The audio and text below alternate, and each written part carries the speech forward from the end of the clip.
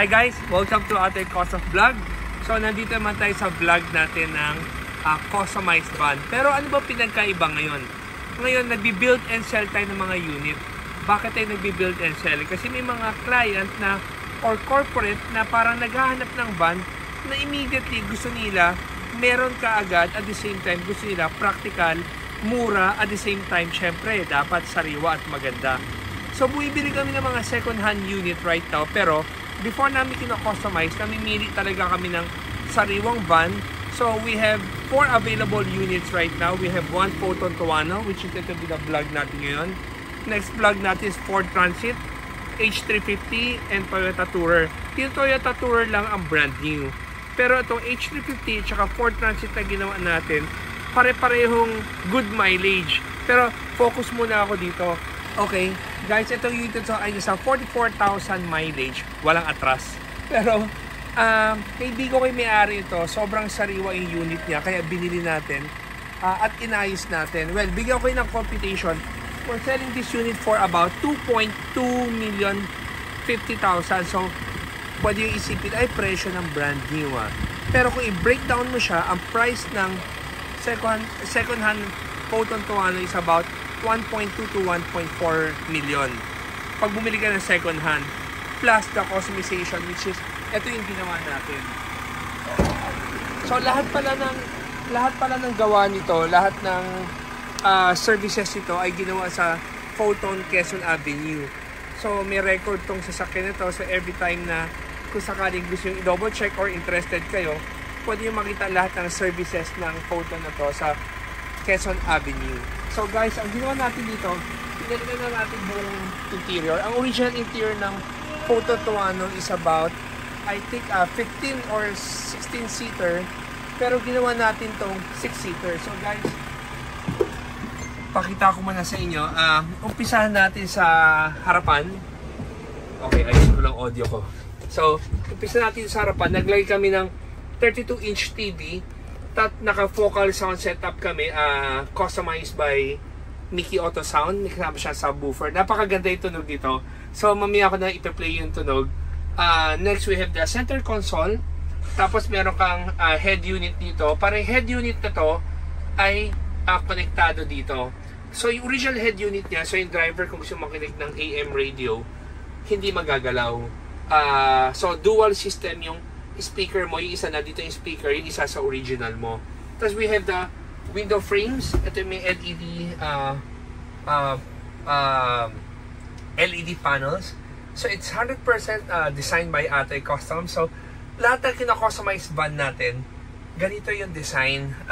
And it's all 100% fiberglass. So hindi siya mabigat, hindi masakit sa mata, hindi siya, basta kompleto na siya. Hanggang itong trim niya dito na may lower panel rin na LED. We have the switch ng ilaw na tricolor, saksakan ng USB and 220 volts. Tapos we have the overhead cabinet. And then, ang aircon niya ay napakalamig. So, wala akong masabi sa lamig ng aircon niya. Tapos we have this curtain na imported. So, pwede mo siya inangat. And then, pag ibababa mo, ganyan lang. So, next we have the captain seats na ginawa namin. Yung captain seats niya, talagang nakaangat. Kasi most of the captain seats sa market, di ba, kalahati lang. Ito yung captain seat niya, talagang buong buo. So, minake sure lang namin para habang bumabiyahe yung tao, hindi ka hirap. Kasi, karami ng footrest, yung konti nang inaangat, after 10 minutes pa lang maangalay na yung paa mo. So, we make it a point, lahat ng footrest namin, sigurado nakaangat na ganyan, para pag bumabiyahe ka, komportable ka. This one is a 6-seater captain seats. Dalawa lang yung may footrest, and then, lahat siya ay electronic powered. So from recline at saka angat. Tapos these seats are imported. Pero syempre, itong seat number 3, 4, 5 and 6 are all Eurotex foam na. Pero yung mga seats nito, yung mga leather niya, it's from Korea, na talagang kinostomize namin itong kulay na to para lang sa atin. So may mga supplier tayo sa Korea na we order yung mga by volume na mga leather para lang magawan nila tayo ng specs na gusto natin. So this seats is 100% Eurotex foam. So alam niyo naman gaano katibay pag sa mga Eurotex, napakatibay niyan. So these seats, ginawa ko na, sinivel ko na to para mabilis. So habang bumabiyahe ako, pwede ko angat pa ako diyan at pwede ko siyang i-connect para maging parang kama. So aabante ko siya. And then aabante ko rin to.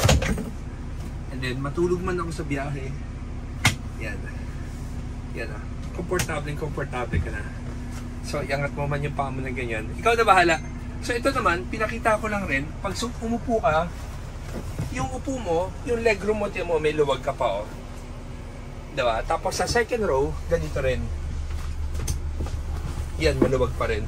Pero sa luwag nito, syempre may railings naman to, atras abante. Ikaw na lang mamimili, magbibigayan na lang kayo. Pero, ito pinakita ko ngayon, more on, ito yung everyday na ginagamit ng tao. Ito yung natural na layout ng van. So, pinili rin namin itong layout to para sa isang buong pamilya na 4 ang anak. So si daddy, si mommy, plus yung anak, hindi na mag-aagawan. Lahat sila komportable upuan. Tapos kung may yaya kang dalawa, so seat number 7 and 8, tapos number 9. So 9-seater siya, including the driver. So yung lower part panel niya, naka-upholstery din.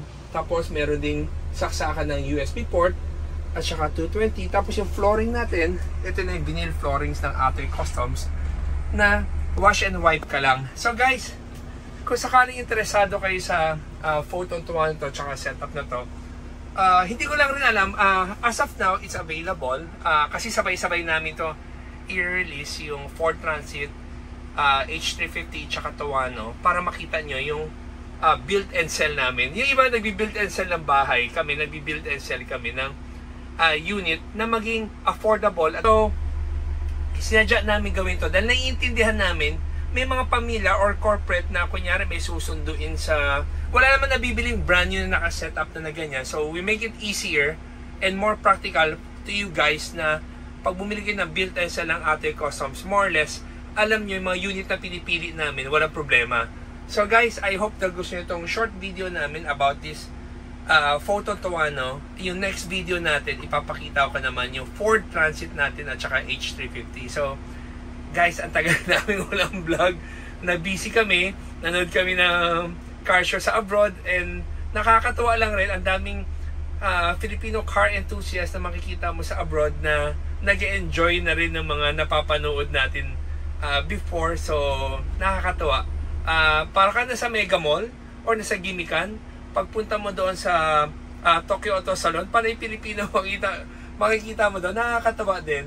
So, guys, thank you for watching our video, and merong words na gustong i-share sa inyo na napakaganda na share sa akin, so gusto ko lang i-share sa inyo. This is the word. The word of God is so powerful. It is able to reform minds, compel hearts, and transform lives. When you read the word of God or come into constant contact with God through prayer, your life will never remain in the same way. The word of God contains life, and as we become exposed to it, that life comes into contact with our hearts, and we are.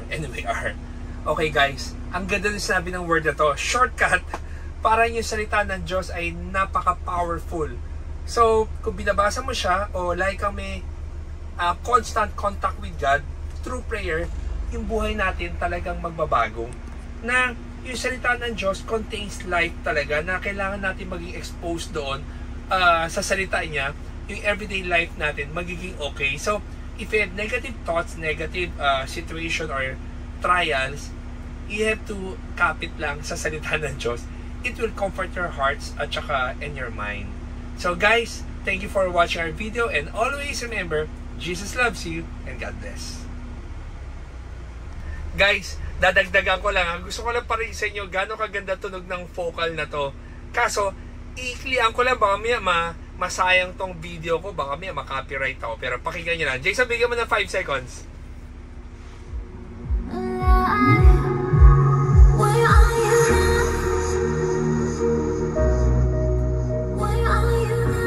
Okay ba? So guys, okay na. So, bonus na lang yung sound setup nating maganda. So, if you're interested with this unit, tawag lang. Thank you.